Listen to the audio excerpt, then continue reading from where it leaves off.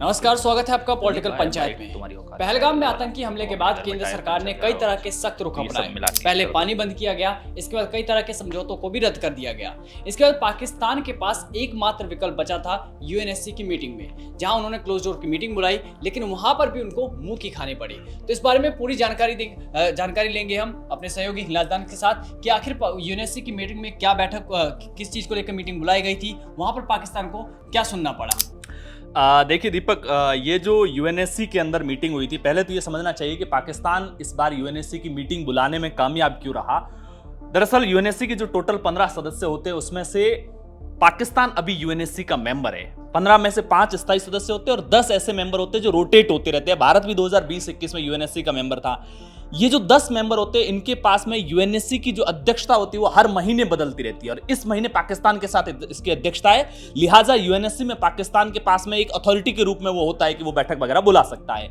लेकिन ये close door बैठक थी। क्लोज डोर बैठक बाकी बैठकों से अलग होती है। क्लोज डोर बैठक के कई पैरामीटर्स होते हैं। पहली चीज तो उस बैठक के अंदर क्या कुछ चर्चा हुई, इसकी न तो किसी भी तरह की स्क्रिप्टिंग होगी, किसी भी तरह का उसको रिकॉर्ड में नहीं लाया जाएगा, न इस मसले पर प्रेस कॉन्फ्रेंस की जाएगी। प्रेस कॉन्फ्रेंस तभी की जाएगी जब यूएनएससी के सारे मेंबर इस बात को लेकर एग्री हो जाए कि हमारी इस क्लोज डोर, दरवाजा बंद करके सिर्फ 15 मेंबर, जो 15 देशों के सदस्य थे, वही उसके अंदर होंगे। इसके अलावा कोई स्टाफ भी नहीं होगा और उन 15 सदस्यों के बीच में क्या डिस्कशन हुआ है, अगर ये 15 सदस्य सहमत होते तभी उसको लेकर के प्रेस कॉन्फ्रेंस होती है। तो क्लोज डोर मीटिंग काफी अहम मानी जाती है। जब दुनिया के किसी हिस्से में बहुत ज्यादा टेंशन बिगड़ी हुई हो तब क्लोज डोर मीटिंग होती है। क्लोज डोर मीटिंग इसलिए भी अहम मानी जाती है कि जब ओपन मीटिंग होती है तो कई बार क्या होता है ना कि बहुत डिप्लोमेटिक बयान दिए जाते हैं अलग अलग देशों की तरफ से, खुलकर नहीं बोला जाता है। क्लोज डोर मीटिंग कई बार इसलिए भी बुलाई जाती है कि आपसी अंडरस्टैंडिंग डेवलप करने के लिए, कि एक दूसरे के मसले पर एक दूसरे की राय खुलकर दी जा सके और शायद कोई सॉल्यूशन निकल सके। पाकिस्तान ने वहां पर क्या एजेंडा अपनाया था? पाकिस्तान दरअसल लगातार पहलगाम हमले के बाद में 2 एजेंडे चला रहा है। एक तो ये कि वो भारत के ऊपर आरोप लगा रहा है कि भारत ने खुद ही हमला कराया ताकि वो बेस तैयार कर सके, कि वो पाकिस्तान के खिलाफ कार्रवाई करने का बेस तैयार कर सके।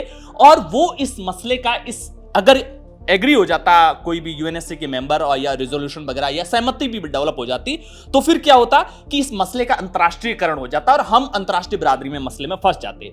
दूसरे नंबर पर पाकिस्तान ने इस बैठक के अंदर भारत को एक अग्रेसर के रूप में दिखाया कि भारत लगातार एक के बाद एक समझौता तोड़ रहा है, ट्रेड से जुड़े हुए जितने भी एग्रीमेंट्स थे वो तोड़ रहा है, सिंधु जल समझौता तोड़ रहा है, एयर स्पेस बंद कर रहा है, मेल और शिपिंग से रिलेटेड जो बिजनेस होता थोड़ा बहुत वो भी सब बंद कर रहा है। तो भारत को एक अग्रेसर के तौर पर दुनिया के सामने पाकिस्तान पेश करना चाहता था। इसके अलावा पाकिस्तान ने यह भी आरोप लगाया यूएनएससी की बैठक के अंदर कि कश्मीर की डेमोग्राफी को इंडिया बहुत सिस्टमैटिक तरीके से चेंज कर रहा है और कश्मीर का मिलिटराइजेशन हो रहा है। वहां पर आर्मी के हवाले धीरे धीरे सारी चीजें जा रही है, डेमोक्रेसी के लिए एक थ्रेट के तौर पर दिखाया। लेकिन रोचक बात यह है कि यूएनएससी की जिस बैठक को बुलाने का पावर पाकिस्तान के पास था, पाकिस्तान जो यूएनएससी का मेंबर है, अस्थायी मेंबर है, 10 जो अस्थायी मेंबर होते हैं उसी में से, लेकिन बावजूद इसके पाकिस्तान को यहां पर मुंह की खानी पड़ी है। सबसे पहले तो जो पाकिस्तान का एक एजेंडा था कि भारत ने खुद हमला कराया, इसको यूएनएससी के सारे मेंबर ने खारिज कर लिया। कोई भी इस बात से एग्री नहीं हुआ। दूसरा, यूएनएससी से पाकिस्तान पर ही काउंटर सवाल हो गए। पूछा गया कि लश्कर-ए-तैयबा, जिसको अमेरिका समेत दुनिया भर के देशों ने एक आतंकी संगठन मान रखा है, वो लश्कर-ए-तैयबा आपके यहां से ऑपरेट हो रहा है, हाफिज सईद जैसे आतंकी आपके यहां बैठे हैं, लेकिन आप उन पर कोई कार्रवाई नहीं कर रहे हैं। और जब कभी भी भारत जैसे देशों पर आतंकी हमले होते हैं तो आप उन पर खुद का आरोप लगा लेते हैं कि वो खुद ही हमले करवा रहे हैं।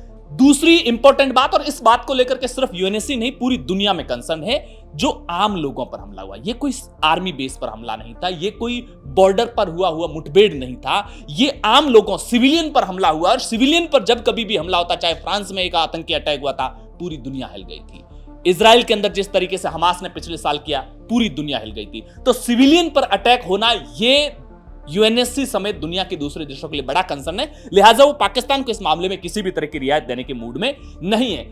और जो पाकिस्तान दुनिया के सामने भारत को एक अग्रेसर दिखाने की कोशिश कर रहा था, उस पाकिस्तान से काउंटर सवाल पूछ लिया गया कि आप जो अब्दाली बैलिस्टिक मिसाइल लॉन्च की है, आपने टेस्ट किया है, 450 किलोमीटर की रेंज है, तो आप एक तरफ तो कह रहे हो कि तनाव बढ़ा हुआ है, भारत अग्रेसर है, आप भारत को उकसा रहे हैं। अगर भारत को नहीं उकसा रहे होते तो इस तरह की मिसाइल टेस्ट, इस तरह के तनाव भरे माहौल के अंदर आपको करने की जरूरत क्या पड़ी? तो पाकिस्तान जिसने खुद ने बैठक बुलाई, उसी से यूएनएससी ने काउंटर सवाल पूछ लिए। जो भारत से यह कोशिश कर रहा था कि इस मीटिंग के बाद में यूएनएससी से कोई ऐसा कोई रास्ता निकलेगा कि भारत से सवाल पूछे जाएंगे। वो पाकिस्तान खुद सवालों में जूझ गया और पाकिस्तान को सुझाव भी दिया गया कि पाकिस्तान डिप्लोमेटिक रास्ते अपनाओ, आप भारत के साथ डिप्लोमेटिक चैनल से बातचीत कीजिए और वहां से रास्ता निकालिए। जो शिमला एग्रीमेंट पाकिस्तान ने रद्द किया है, यूएनएससी ने यह भी कहा कि आपको शिमला एग्रीमेंट मानना चाहिए, क्योंकि जो लाहौर एग्रीमेंट हुआ था अटल जी के टाइम 1999 के अंदर, उसमें भी इस बात को दोहराया था भारत और पाकिस्तान दोनों ने कि हम अपनी समस्याओं का, हम दोनों जो बायलैटरल इश्यूज है उनका समाधान शिमला समझौते के तहत जो एग्रीमेंट है उसी के तहत निकालेंगे। तो पाकिस्तान का वो भी वहां पर शिमला समझौता रद्द किया, वो दांव भी उल्टा पड़ गया है। और सबसे रोचक बात देखिए, ये तो हमने क्लोज डोर मीटिंग की बात की, जो यूएनएससी के 5 स्थायी सदस्य हैं, अमेरिका हो गए, रूस हो गए, चीन हो गए, ऐसे देश, इनकी भी अभी तक एक भी देश पूरी तरीके से पाकिस्तान के साथ में नहीं है। यूएसए खुद को कहता न्यूट्रल है लेकिन भारत के साथ में, अमेरिका भारत के साथ में, रूस प्रो इंडिया है, फ्रांस प्रो इंडिया है, यहां तक कि ये तो टेंशन बढ़ने के बाद फ्रांस के साथ में नए 26 राफेल विमानों का एग्रीमेंट भी हो गया है। यूके खुद को न्यूट्रल शो कर रहा है, अभी तक उसने पाकिस्तान या भारत को लेकर के यूएनएससी या संयुक्त राष्ट्र के अंदर कोई बहुत ज्यादा क्लियर स्टैंड लिया नहीं है। चीन है प्रो पाकिस्तान, लेकिन चीन पर ये जो सिविलियन अटैक हुआ है इसको लेकर के दुनिया भर से इतना दबाव है कि चीन खुलकर के इस मामले में पहलगाम हमले के बाद में भारत की आलोचना नहीं कर पा रहा है। अगर जैसे आपने 2 दिन पहले देखा होगा कि चीन के जो राजदूत है पाकिस्तान के अंदर, वहां पाकिस्तान के राष्ट्रपति से मिले थे और उसके बाद उन्होंने जो बयान दिया था उसमें भी उन्होंने यही कहा था कि हम पाकिस्तान के साथ हर स्थिति में खड़े। उसने ये आलोचना नहीं की कि भारत में पहलगाम में जो आतंकी हमला हुआ है वो भारत का खुद का करवाया हुआ है, या इस तरह की कोई भी अनर्गल बयानबाजी भारत के खिलाफ चाइना ने भी नहीं की। और दूसरा, चाइना के लिए दिक्कत यह भी है कि बलोचिस्तान जैसे पूरे बेल्ट के अंदर उनका जो सीपैक के तहत जो उनका इन्वेस्टमेंट, बड़ा इन्वेस्टमेंट है, अगर वहां से ग्वादर पोर्ट पर बड़ा इन्वेस्टमेंट है, अगर वहां टेंशन भारत पाकिस्तान की क्रिएट होती है तो बलोच लिबरेशन आर्मी उधर उनको फाइनेंशियल लॉस भी पहुंचा सकती। तो ये कुल मिलाकर के जो पाकिस्तान का ये दांव था वो उल्टा पड़ गया।